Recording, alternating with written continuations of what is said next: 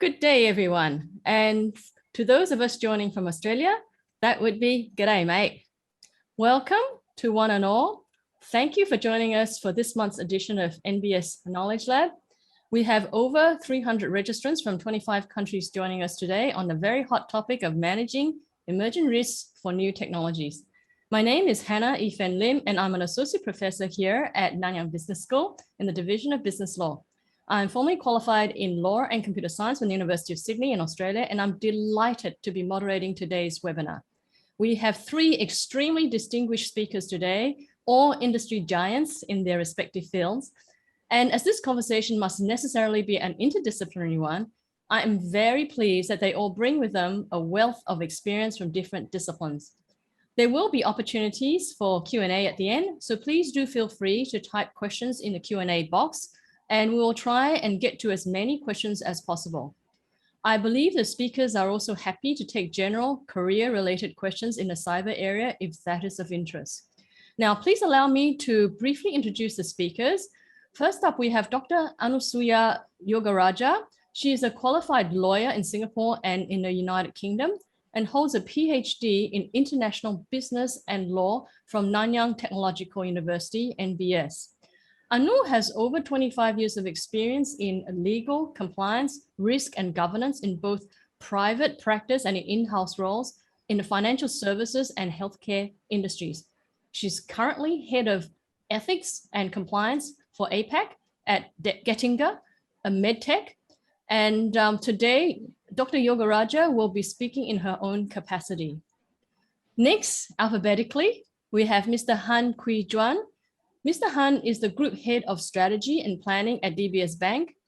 In this role, he is the strategic partner to the Group CEO, the Group Executive, and the Management Committee, and develops strategic options, oversees strategic reviews, and supports the decision-making process of all strategic topics across the bank globally. Mr. Han holds an MBA in Banking and Finance from NTU, NBS, and in 2017, Mr. Han was awarded the NTU Alumni Achievement Award in recognition of his contribution to the banking industry and to NTU. Last and certainly not the least, we have Mr. Lim Shi-Xian, who is also an alumni of NTU. Mr. Lim is the Chief Security Officer at SP Group, and in this critical role, Mr. Lim is responsible for managing the cyber and physical security risks for the group, which actually owns and operates electricity and gas transmission and distribution businesses in Singapore and in Australia, and sustainability energy solutions in Singapore and China. Mr. Lim will be speaking in his own capacity today, and being our resident technologist today, Mr. Lim is also happy to take any technical related questions. So to our speakers today, a very warm welcome back to NTU today, albeit virtually. So let's begin with the technical aspects. So Mr. Lim, you have a wealth of experience across a number of industries.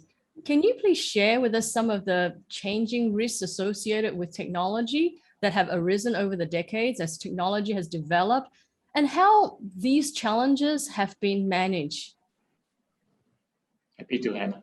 I think let's start out with by disassociating technology with human behavior. For the longest time before technology, we were concerned about salesmen knocking on our door selling fake Corningware goods, right? So that's human behavior, right? And technology only started probably with with telephony back in the 70s and even the 60s, because of human nature for exploring the boundaries of what is ethical and non-ethical. The first hackers, so-called the first hackers in apostrophe, were the phone phreakers who were trying to make long-distance calls free of charge on somebody else's expense. Right? I think Dr. Google will be able to show a lot of these examples with AT&T. And then moving forward, technology has been relatively, even cyber is a relatively young domain. We only look at cyber around circa 2000 when internet came up, right? So back then the threat landscape was again motivation for curiosity, right? People were curious about how the internet worked, what website defacement looked like, and so forth. So was the hackers, in that sense, were pioneers in exploring the boundaries of technology. I think fast forward to now, we are seeing, unfortunately, the criminalization of technology to a certain extent, because the business has moved on to the web. And once the business has moved on to the web, the exposures from a risk standpoint is financial. So I think that's the short history, so to speak, of the risk from a technology landscape. And I'll touch a bit later on how do you look at how do we analyze risk from that perspective moving forward. Okay, thank you very much for that sharing. Maybe moving over to the banking industry, which actually has really developed from person-to-person teller interactions to online banking. And really now with COVID, I think many of us prefer not to have to handle cash. Mr. Han, I mean, really, conventional banking as we know it has really changed dramatically with technology over the years and decades. How has the risk management prism for the banking industry changed against that backdrop? Well, thanks for the question, Prof. Hannah. When you look at risk and looking at it with the lens of what the bank is providing as a service, and then you layer on the technology element behind it, that's the way we would frame the risk question. Fundamentally, the risk in banking doesn't change. There are three basic sets of risks that we're all concerned. One is credit risk, two is market risk, and three is operational risk. So in the context of credit risk, it is about if you're going to lend money to somebody, you want to make sure that you get your money back. And so in the area of today's banking, where a lot of things have been digitized, the way to look at it is how quickly now do you have to make those decisions. And as a result of that, what changes is not the risk, but the underlying speed and decisioning that you have to deploy in making those decisions. So I think technology changes that aspect, that you need to know how to respond very quickly. Secondly, in the area of market risk, as you know, I think a lot of you would have caught on the whole Robin Hood phenomena, and some of you may have dabbled in equities as a result of that. What you want as a consumer is to make sure that prices that are reflected on screen is what you can take the price as it is. And that in itself, again, is a risk that a bank would take in making sure that that risk in what I show you as a price and what we eventually execute at is something that's got to be almost near time and real time. So that aspect of the risk is something that we have to manage. And lastly, in the area of operational risk, we will participate in a lot of ecosystem as we deliver our services. And as you participate in ecosystems, there are a lot of interconnectedness. And how do you then deal with the operational risk that comes with the delivery, not just only yourself, but also your partners, and delivering the end service to your customers. And the last thing is the rise of social media. It's been around for a long time, but that in itself causes a new dimension in terms of what banks have to take into consideration. And it goes back to the whole idea of speed. Social media now makes news available the moment it happens. It's no longer by days, it is by seconds. So banks will have to think about, how do I think about crisis management? How do I think about business continuity when these things happen? Because this is going to be out there. And how quickly do you respond to it really changes the way you would have managed that risk that comes up that previously would not have appeared maybe 24 hours or 36 hours later. So those would be what I would mention as the speed changes the nature of risk, but the nature of risk doesn't change. Yeah, that is very, very true. And I think especially for something to do with finances, which most of us work our whole lives in earning money, we want to actually be able to live relatively comfortably when we retire. So money is really a very, very important aspect, and banking is the infrastructure that supports it. And so moving from one important infrastructure to another important infrastructure, it's our health, because we all want to be able to be looked after and to be well treated and to be cured of whatever things we have. And so it gives me great pleasure to head the next question to Dr. Yogaraja. Now, look, Dr. Yogaraja, you are the head of ethics and compliance of APAC at a medtech. Now, we have a very diverse audience today, so perhaps you could just share with us what exactly is medtech, please. Thanks for the question, Prof. Hannah.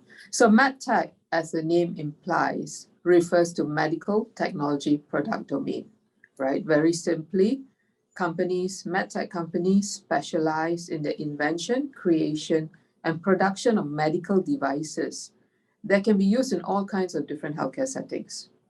All technologies that have been created for healthcare settings are made by medical device companies, simply, right? And there are various types of medical technology products, right? There are the medical equipments, which are powered equipments with the help of electricity. There's the passive medical devices, such as a stethoscope, surgical equipment, scissors. And then there's the implantable devices, like knee, spine, dental implants, pacemakers, therapeutic diagnostic probes, right? So medtech is a very interesting field because it brings science to life. It brings together scientists and engineers to develop and manufacture better pharmaceuticals, right? And it's a passion for life, and that's what I see in this industry. Just to give an example that's close to us today, right? Ventilators, right? With the pandemic, we may have read in the newspaper or heard of these stories in other countries where they ran short of ventilators. MedTech field, there's a ventilator which has been developed, which is turbine-driven, swappable batteries, independent of wall gas, which means that they can be moved anywhere whenever support is required. Another example is that with the pandemic, there's a stretch of medical resources and many surgeries, elective surgeries have been postponed. But there is some kind of technology today where this can be prioritized, right? And then there is the new generation medical technology with 3D printed organs, which in the form of an organ or matrix, right, that's developing. So that's in a nutshell what this interesting field of medtech is about. Wow, that's really fascinating. So I can imagine if you've got a 3D organ and you know what it looks like and it's going to somebody's heart, you could almost use that data to try to, I don't know, do some strange things with them if you really want. So I guess as a lawyer, could you please share with us some of your experiences and challenges that you have faced in your work in terms of perhaps the collection, the use, and the processing of data, especially in relation to data protection or data privacy, whether in the medtech industry or elsewhere? So it's interesting, right? And there have been a change in landscape, I would say, for data privacy and protection in the awareness, requirements, compliance. It's just changed over the many years, right? In the early days as ethics and compliance officer, it was challenging just to explain data privacy requirements, right? Yes. I mean, in Asia, we have such an open culture. We speak about everything, about anyone, about anything, right? We speak freely. We have discussions at the pantry, open areas, there's a very trusting relationship. And during the time when we travel for work, it was just so common to see everyone opening their laptops in the flight, right? And starting to work, not knowing who's sitting next to you, working in business lounges and so on. Simple requirements like keeping an office desk clean, using secure printer, data privacy, screen shredding documents. These were like ethics and compliance challenges we face just to explain them sometimes, right? And get colleagues to follow them, right? And we spent a lot of time doing this. We used to spend time spot checking on desktops to make sure that they were kept clean, did not have confidential information, patients' data, Can you imagine if we because in MedTech, we distribute products and then we have all the data there to help us in sales, and all that is on a person's desk or in printers, right? Then there are contractual obligations that need to be followed because many partners, they require certain requirements for us to keep that data, hospitals and so on, right? And in keeping that data, we also had to, it went to very nitty-gritty details like what type of shredder should we have in the company? What type of printer do we need to keep, right? Where are our documents stored? And there will be audits as well, right? So now, what I feel is that there's a bit more awareness, and we have moved from one very basic questions and it more now the details, right? What do we need to do? So leaders are saying, okay, there's regulations, there's requirements, there's ethics. What is the right thing to do? What do we need to do to face these challenges? And in many organizations, one of the challenges is that in many organizations, sensitive data is pervasive across systems, right? On premises. At managed providers in the cloud, there are older legacy systems where it's often difficult to chase a long history of sensitive data. And the challenge is finding the data, understanding its lineage, keeping track of it in a dynamic environment. And sometimes we don't even know what data is in the systems, right? How can we protect something we do not know? And operationalizing data privacy starts with inventory tracking of sensitive data. This is like having a library catalog system. Imagine having a library without a catalog system, right? There would be chaos, right? And that's one of the challenges we have in many companies, right? Because systems are old and there may not be a data catalog. Then there is the design, okay? So as organizations start new systems, that is easy to put in the data privacy requirements. But then there needs to be a bridge with old systems where data still lies, right? So for new systems, data privacy should be baked into the core system design on day one. For older legacy and commercial systems, data privacy processes is built onto the core system, and how do you merge both? So that's another challenge many organizations are facing. And then there is third-party compliance, right?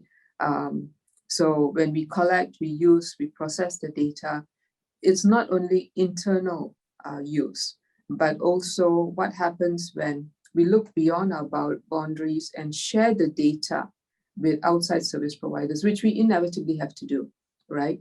Whether we do a reference check on an individual, that sharing of data, investigations, data analytics, or just data storage, because we don't keep everything in-house. And when we outsource, then what are different forms of liabilities for data breaches determined by any contract signed, okay? And then in today's work from home environment, there is other challenges as well, right? How is everyone working from home? Where is the data kept? What are the computer systems, firewalls when they use personal data, personal devices, and so on? So these are some of the challenges that we have on data protection today. Wow, thank you for that very comprehensive outline. So moving from just plain data to big data, which has become the hot topic the last 10 years. Mr. Han, as a bank at the forefront of leveraging data and technology for your services, how do you ensure that the risks surrounding the usage of data is adequately managed? Well, thanks.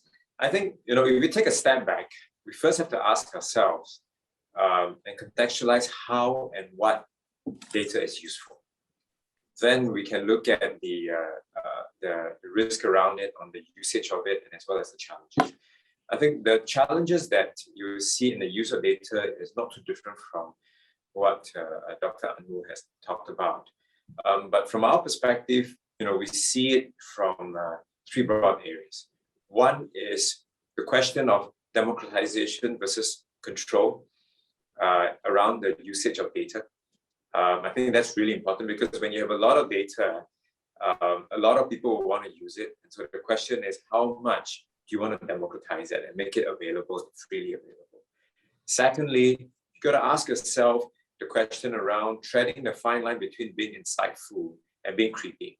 Because when you're using data, you want to use it to help your customers. But the risk behind that is your customers will look at you and go, this doesn't seem very insightful, but kind of look creepy, in terms of what you're telling me. And I'm really quite surprised that you know something that I thought you told me. And the third one is really around the potential of opening up the risk of biasness as you use machine learning and AI on big data. because the two goes hand in hand. So looking at the first risk itself, when you look at a question of democratization versus control, I feel that what is crucial in that framing is to really understand the different kind of data that you can make available and the level of anonymity that you can create. Obviously, as you open up and allow more people to use that data because you want your organization to use it for the purpose of generating value for the customer, then you got to think about how do you box the risk of privacy risk and data leakage risk, and ensure that we think about those things, how we layer the data from the very detailed level to a very high meta data level where it's just pure definition of information, that people look at information in clusters, and how you can control that is by looking at role-based. So what is your role within the bank when you're dealing with data, and how do we make sure that based on your role, there is appropriate access to the kind of information you can see. Secondly, in the area of being insightful and as well as being creepy. This is where I think having broad frameworks within the organization is important. For us, we're guided by two. One is this framework that we've developed over the last 10 years, what we call the rate service standards. And this is where we are looking at services that we provide to customers in the analog world in the past and now in digital world, where rate stands for the acronym of being respectful, easy to deal with, and dependable. And if you look at it from that frame, the information that you're going to give to the customer has got to go along those lines where people find that you're being respectful and you're actually making services easier for them. And that helps us stay away from the side of being creepy. And the last one is the other framework that we look at is really pure. Pure is, again, another acronym for purposeful, unsurprising, respectful, and as well as explainable. So when data is being used and when your customers know that you're using data, can it pass this framework that we have? And so by using the two frameworks that we have, we decide then it's the way we're going to nudge customers, the way we're going to share things with them, the way we're going to show what is insightful, but then keep us within that realm and the boundary of being insightful rather than being creepy. And then the last set of things on AI, ML tools. As you know, in banking, especially in the area of lending, there is some degree of biasness. We can't lend to everybody because you don't want to be irresponsible. So you got to somehow, have some form of discrimination to say that can they afford what they're going to offer to them in terms of a lending product. And again, having principles around that to guide you on what would be the right framework to think about to make sure that you are not biased because you're excluding services to others, but rather taking it from the lens of protecting them if certain services actually may not be suitable for them. And I think the last thing is really important to manage the risk because it's an emerging area, is to actively participate in industry forums and discussion, and even to lead industry workshops on how you think about these risks and getting a broad set of alignment and move the industry forward on that basis. Wow, thank you for sharing that very comprehensive and diverse, range of topics that one must take into account. And I guess for this, Mr. Lim, you're a chief security officer.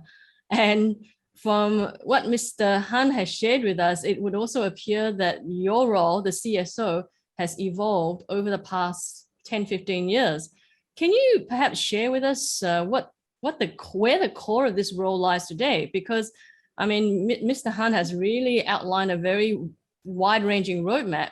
So I would imagine that it cannot be a Lone Ranger role anymore, but rather the Chief Security Officer role has to involve just about everyone within the organization. And I mean, if that's correct, then how do you get buy-in or cooperation from everybody?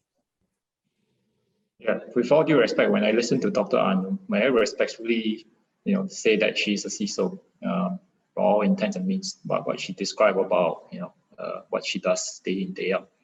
And a little bit of sidetrack as well. What does CSO stand for? Anyone want to guess? CSO stands for cannot sleep. Our career is surely over. That's the other one. Okay, so I think, yeah. So yeah, I have not sleep. Thank you. But okay, so back to your question. I think the role of the chief security officer has evolved. I think back to your first question, right?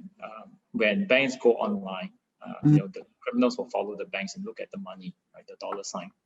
But now increasingly, if you look at the critical infrastructure where I'm in, we are surrounded by Internet of Things, the ATMs, the sensors, the Wi-Fi's, etc. And even to a certain extent, critical services like us are going online. So it's now become a rather critical function in every organization, especially in critical infrastructure, that because of cybersecurity, it can sometimes be a life and death issue. And imagine, touch wood, if power goes out, the hospitals can only run for a certain number of hours and the diesel backups, right, and so forth. So the role of the chief security officer, there's two trends that we see right now. One is becoming more of a board level discussion, board member kind of role for security function. Two, it used to be, very technical driven, right? The traditional career path of a CISO, for instance, is infrastructure engineer, a programmer, or from the IT side, and you develop upwards. But nowadays, especially in the Fortune 500, we see CISOs rising through the business rank. And that's where, to your earlier question as well, the role of a CISO from an ethics standpoint is also evolving. Some of my peers in the industry, like the Singapore Computer Society, they have developed a body of knowledge for AI ethics together with some of the banking, with NBS, right? So to a certain extent, in short, the role is going to evolve further at an increasing pace over the next few years, with two developments. One, the increasing risk of technology in all our daily lives will put cyber as a life and death issue, national security concern. Two, the increasing use of AI will also put increasing pressures on people like me to understand more about what Mr. Han just said about pure, right? How do we look at making sure that in order to make AI explainable and AI non-biased, how do we ensure that the data is, the integrity is there? How do we ensure that there's no adversarial input to the training of AI? Right? Again, a very simple example is if I want to, not me, if anyone wants to kill somebody using an autonomous driving car, just cover up the stop sign with a piece of cloth. It's as simple as that. All right, that's what I'll leave it there. Thank you very much. I'm not going to go in there because I've actually written a book on autonomous vehicles, the technology, the law, the ethics of it. So, but thank you for sharing us the perspective of the CSO. And perhaps let's move from the perspective of the people in the trenches like your good self to the banking sector, which really is one sector which must get things right. So, Mr. Han, in your mind, what are some of the big risks associated with emerging technologies that we should be mindful of as the banking industry continues to evolve? I mean, you've already shared with us, and so has Mr. Lim shared with us about AI and big data, but perhaps you could just elaborate a bit further on the really big risks associated with these emerging technologies, please. Thanks. I think the other than the security risk, which is always at the top of the mind for everybody, and that has been covered quite adequately by Mr. Lim. The way we look at emerging risk technology really goes back to the same frame that I shared earlier, and it will be in three areas. One would be the ever-growing volume of data that flows through our system. Two, the speed at which data and transactions are being transmitted and getting done. And three is the increase in automated decisioning as a result of the use of AI and ML tools in order to handle this volume of speed and data. And if customers, if companies in general do not have the right processes or know-how in knowing how to manage this new shift, new data paradigm shift is the way I would put it, then the problem that can very rapidly creep up will be the manifestation of credit, market, and operation risk being amplified. Because can you imagine that if you are dealing with data and you're very slow, and you didn't know that you had an operational problem with your systems, then it will just snowball very quickly because transaction volumes will just go at speed that you didn't realize. And that will obviously create problems in all three sets of risks that I talked about for banking. The other thing that is also important for us to really understand how to control this risk that is coming through as a result of speed and volume is also about having the ability to use the information that you have received based on the transaction data. So I'll give you an example. For us, we say that we are an organization that's customer obsessed. And what does that mean? That means that we need to know how our customers are experiencing our services. So one of the things that we've created is we've created what we call as control towers that allow us to see when a customer's hit our website or you start using our app. After login, where did they go to as the next screen, and thereafter which screen do they go to, so on and so forth. So we have what we call a ping pong chart within the bank. They really show dots flowing from one to another to another. And these dots have colors. They're white in colors, it means that all things are good. But the moment you start to see amber or red, it means that we're going to see trouble. Either the system is slow, or that there are problems with processing, or that the pages are not refreshing right. And these are all the things that allows you to know instantly what is happening so that you can respond. So having the right control towers, the right data-driven operating model is what we like to call it, to allow you to use this information to manage in real time the experience that your customers are getting out of using your services would be crucially important. And that's something that a lot of companies will have to really think about. And I think the last part is really around this whole area of automated decisioning. How do you make sure that you have the right governance around it? And when do you apply it? How often are you going to look at it? And it's almost a brand new world of teaching, like it's teaching a child, right? As the child grows up, it independently knows how to decide on certain things that you've taught as values. So likewise with machine, how do you make sure that you can loosen it as it goes with more confidence on the kind of decision that it makes, such that it won't put the bank in a very awkward position when these decisions are reviewed? Wow, thank you very much. And it's very enlightening to hear that you are, well, DBS is concerned about the user experience as well, and that you're actually using back-end resources to also monitor the control tower, as you call it, how things are actually going, whether it's red, amber, or red or white. And given that more technical side, perhaps it's time to jump into a more technical question. Mr. Lim, as more and more technology is built to run on mobile phones, and we know that mobile phones are not the most secure devices, and they have never been, and they're really prone to penetration by bad actors, how reassured can consumers be that risks are minimized? There's a saying, right? The device is as secure as the person sitting behind the keyboard. So I'm going to wade into some controversy, because when you talk about operating systems, we talk about which operating system is secure, whether it's a Mac, whether it's Windows, or whether it's Android. It's a religious debate in the industry, right? There's no right or wrong, because there are two important factors that determine the outcome. One is how securely is the device configured. Right? That depends on the organizational skill set, the people behind in IT.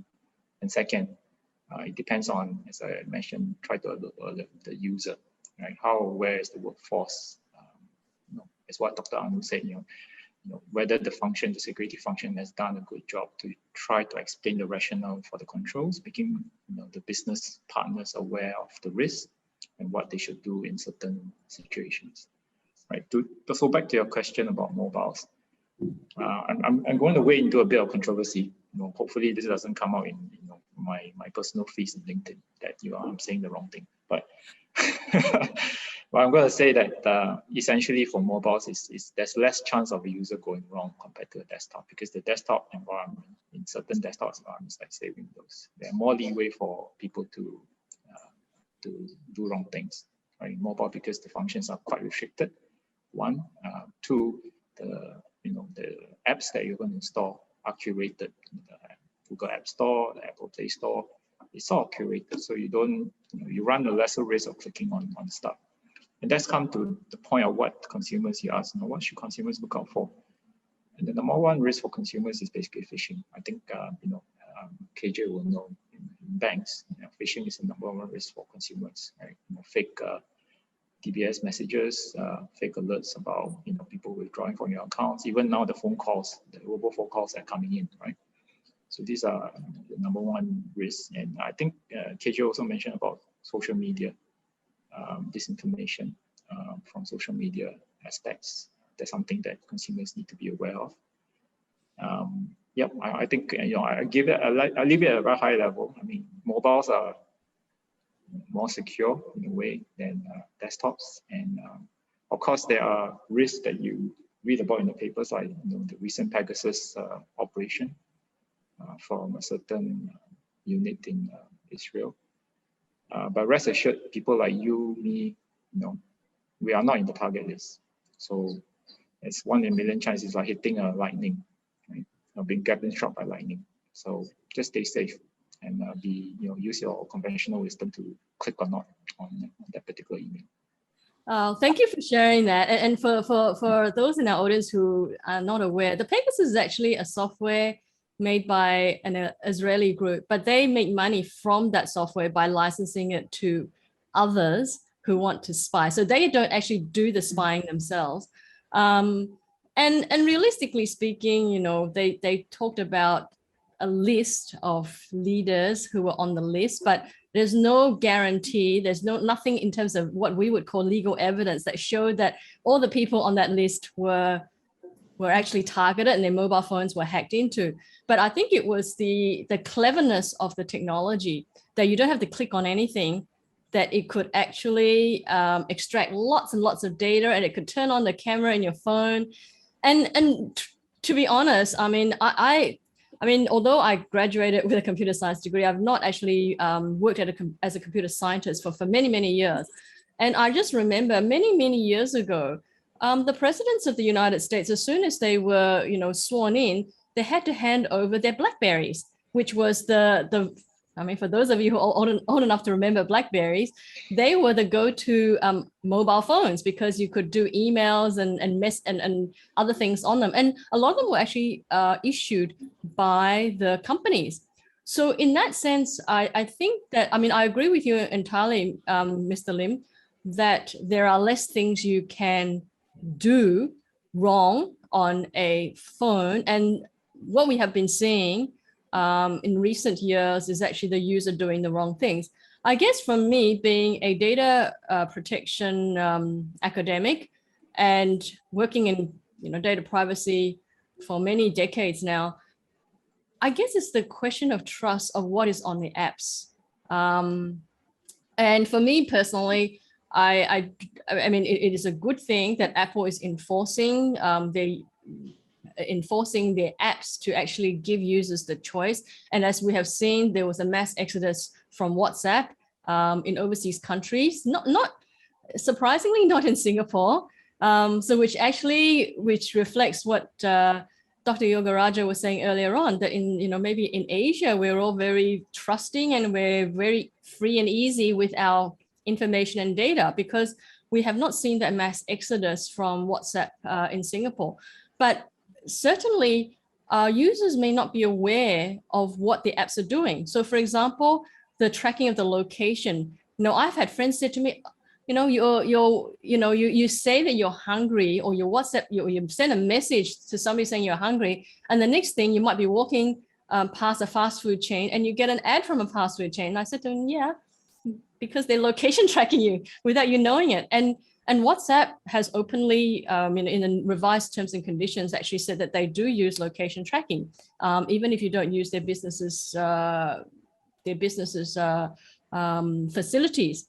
So I guess it's from that angle that I was asking you that question, because we don't, and the so-called vetting in terms of the, for example, from Apple, from what I understand, is a very light touch one. So this is going back some 8 or 9 years when I was speaking to the Apple councils. They said a lot of it was based on IP infringement at that time. I don't know whether it has changed much since then. And I guess it's very difficult to live without our Bluetooths on, given that we need to, contact trace with trace together. And I guess Bluetooth is also one of those technologies that is, for me, I carry on 2 phones. I have my certain apps on one phone, and my other phone actually is hopefully not hackable and not traceable because I do very little things on it. So I guess that's where I'm coming from in terms of my question. But maybe two data supplements to you. One data supplement is that the ex-chairman of Netscape, some of us all remember what Netscape is. Chairman of Netscape said in year 2000 that privacy is dead. So as early as 2000, he already said that. I can't agree more. So to your premise of trust, if privacy is dead, then basically it's the trust of the companies behind your data. Right? Yes. Whether it's Apple, whether it's Google, whether it's DBS, or whether it's SP Group. Right? What do we do with the data that we have on you? Right? Yes. The second bullet point or data point is why we in security are very afraid of saying one system is more secure than the other. Because if you take a step back, you know about the quadrants, what we know, what we don't know, what others know and don't know. So what we don't know is what we call the 0 days, right? That there are nation states out there that know how to discover vulnerabilities in a particular software that they won't tell anyone else in the world, and they will use it on specific targets. Right? This is something that we don't know, right? That's the truth. Yeah, no, absolutely. And perhaps as you're talking about things created, apps, maybe I can go back to Mr. Han, because we're talking about new tools. And I guess beyond new tools and frameworks and processes, what do you think is the role of an organization's culture when it comes to managing risks from emerging technologies? I think there's this cliche term that says culture eats strategy for breakfast, right? And it's cliche, but it is so true, because having the right culture in place, it's about creating an environment where the staff working in the organization understands what is important to the organization, and ensure that the behavior that we would like to exhibit within the organization is well understood and also experienced amongst people working in the organization, and also in terms of our attitude towards working with our customers and how we handle information with our customers. So within the bank itself, we have this set of values that we call PRIDE. Again, it's an acronym. It's about purposeful, relationship, innovative, decisiveness, and everything fun. So one of the core elements in that is purpose. What is the purpose of our organization? And we believe that we are a bank that can be a bank for a better world. And what that means is we ought to look at how the bank can be of help to the society whom we serve. Because banks, naturally, unlike any other organization, we exist only because we have a license to operate. All other companies, most companies can just create a product and off you go. If the product itself doesn't require regulatory oversight. But not in banking. We exist because we're given the license to collect deposits. And that in itself is a fiduciary responsibility that we have since day one, before we even talk about trust in data. So it's trust in money. The ultimate, as you have said before, money is what people rely on for every day, and as well as they hope they have enough to retire. So that's something that we know that's our responsibility. And therefore, on the back of that purpose, we say we also need to be customer obsessed. And being customer obsessed means we need to know how customers experience our services, but also at the same time, how customers would trust their information and their money with us to allow us to then serve them well at the right moment and not being creepy. So culture is really, really important. Now, one may ask and say, well, culture is great and you can always talk about culture, but is it something that you can eat, something that you can, touch? And the answer is absolutely in the case of DBS. We have a 2 rating system. One is the what. So these are all the hard goals that people have to put. And then equally important is the how. The how is really the pride values that we put out there. How are you doing your job? How do you go about doing your job? How do you interact with people? How do you collaborate? How do you add on to the purpose that we have? And we evaluate people on those bases. So that brings culture into reality and practice. And that's how, we help to hopefully create the environment where people will go with what we say we believe in, and then they really behave in those manners by really evaluating them against it. Wonderful, thank you. And I think we might have to come back to you because there is a question related to that in the Q&A. And I guess to round things off, maybe the last question to Dr. Yogaraja, because you're a lawyer and you've also worked in insurance industry before. I mean, with any kind of technology, especially new technology, there will always be risks. So in your mind, how relevant a role would insurance play in mitigating the risks and liability? Yeah, thanks, Prof. So we have read, of online scams, hacking incidents and so on, right? Many organizations respond by spending more on technology solutions to bolster defenses. And this is right, this is the right thing to do. But there is a need to look beyond the defenses, and that is cyber insurance. So cyber insurance is very much similar to how we would buy insurance for our home or for a car or for our medical, right?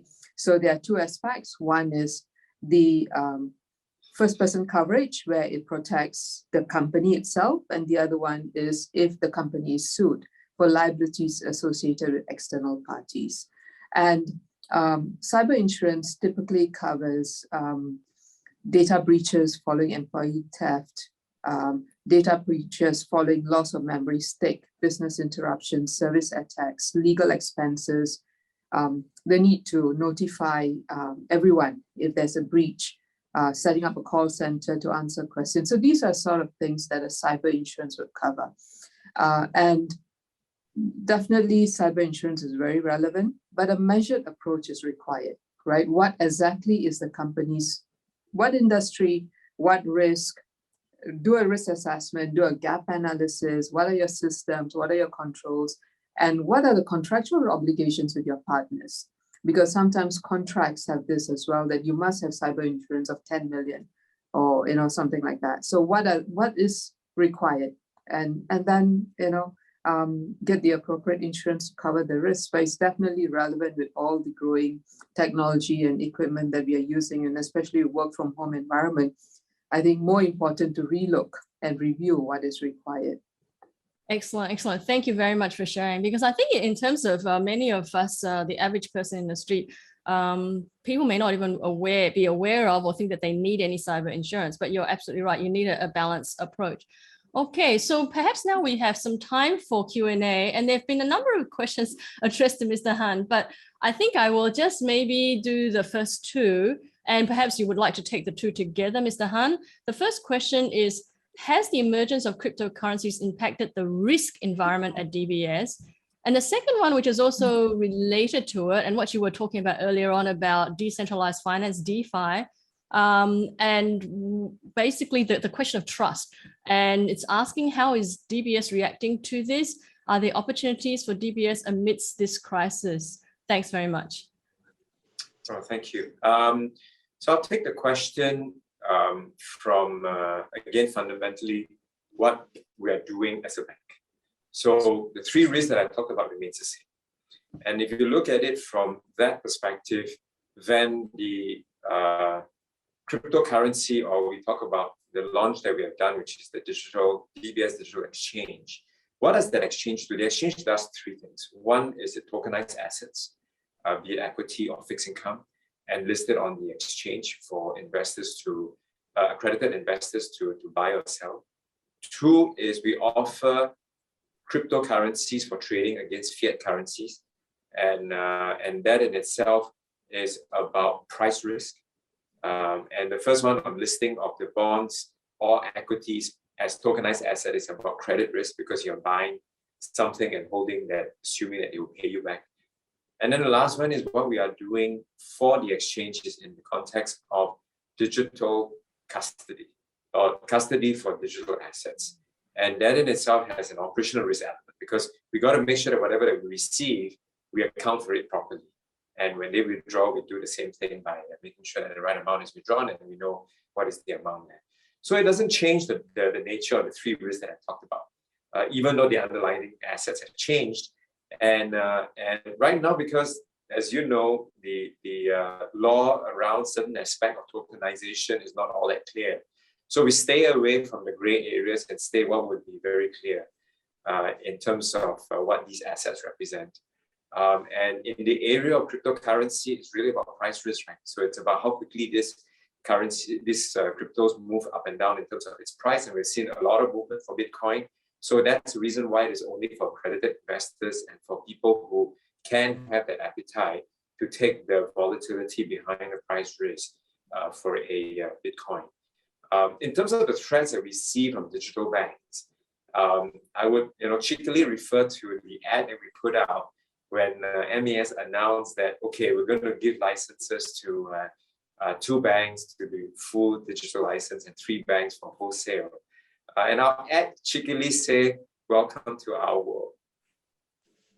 And the reason why we say that is because in the world of banking, because it is a license that you receive from the regulators, it is a very regulated environment as compared to the world of fintech, whereby it's free for all, right? So the Wild West versus the suited up world, no pun intended. I wore a jacket today because I'm in the office, I'm feeling cold, but not to depict that point. But really, it's about the fact that you're now operating in a regulated environment that you got to really think about all the risks that I've talked about. And for us, it's a wonderful thing because we've been in banking for 53 years now, and we know how to do banking. We know what our customers want. So it's easier for us to use technology and adapt it for our customers rather than for somebody to reimagine finance when they haven't really been in those space at all. So I do think that it's a good thing. Bring it on. Lots of competition is always good for consumers. And we've always had competition in the banking world anyway. There are 200 banks in Singapore. And one more, another 5. No difference from that standpoint. But managing the risk the way we have described it is crucial. And we're quite happy that we've been on that journey now for about 6 years in digitizing our services. And we believe that a lot of things that we do are what the banks are going to offer when they launch. So, we're quite well prepared. Well, thank you very much for that reassurance. And I have to say that I belong to those Kiasu and Kiasi part of the population in Singapore. So I think I would be sticking with the trusted big companies that are regulated by the regulator. Thank you very much for that. We have a couple of questions now, which seem to be for you, Mr. Lim. One is a technical one about two-factor authentication. It works when one has physical custody of the phone. What should one do when one loses their phone? That is one question. And then I guess the other question, which can be for you or for anybody else, any recommended courses or certification for non-industry individuals to get a basic understanding of emergent risks such as cyber, big data, and ethics, and so on. So over to you, Mr. Lim. So that's a good question for about 2FA. So 2FA is a must for any transaction nowadays on the web. There are many kinds of 2FA. I sell a bit of Goyo for DBS. The DBS method is secure because it uses a crypto that is embedded in what we call a trusted computing zone of the phone. Right? Things to avoid SMS 2FA. Please go just move away from SMS 2FA. Technically, the reason is very simple. SMS is broken. Anyone can intercept an SMS message or redirect it. The other thing that maybe participants might want to move away from is biometric, especially voice-based kind of over-the-air kind of verification. Because if now we talk about AI, with AI now they're quite easy to do deep fakes of voice. I don't mean the biometrics that you see on the phone, but that is still very recommended, strongly recommended in a sense, because the biometrics is not to do biometrics with the bank, but the biometrics on the phone is to unlock the secret that is stored in the phone to be exchanged with the bank, for instance. So that is still secure. Right. So to the question of what should one do to when you lose the phone, first of all, call the bank. Just call the bank straight away to say that you have lost the phone. All the key contacts, especially your social media contacts, because what might happen is somebody might try to impersonate you. To the second question about cyber certification, things like that. Personally, I'm not I'm not a strong believer in certification. I believe in real world of university. People that can do hands-on, that have the experience to work closely with business partners. To me, the key attribute of a good cyber person is actually not technical. It is the attitude and the value system. Back to your earlier question about the evolving role of a CSO. CSO has to be a business partner. He or she has to understand the business and the pain points of the business. One key attribute I always talk about in conferences is empathy. As a security person, it's very, very easy to say no. It's very easy for us to say no.